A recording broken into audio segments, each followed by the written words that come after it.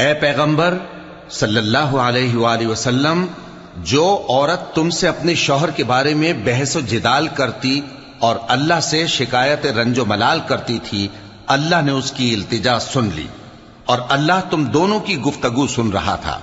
کچھ شک نہیں کہ اللہ سنتا ہے، دیکھتا ہے۔ جو لوگ تم میں سے اپنی عورتوں کو ماں کہہ دیتے ہیں وہ ان کی مائیں نہیں ہو جاتی، ان کی مائیں تو وہی ہیں جن کے بطن سے وہ پیدا ہوئے۔ بے شک وہ نامعقول اور جھوٹی بات کہتی ہیں، اور اللہ بڑا معاف کرنے والا ہے، بخشنے والا ہے۔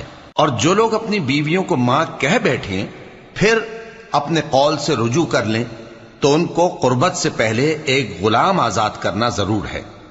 مومنو، اس حکم سے تم کو نصیحت کی جاتی ہے اور جو کچھ تم کرتے ہو اللہ اس سے خبردار ہے۔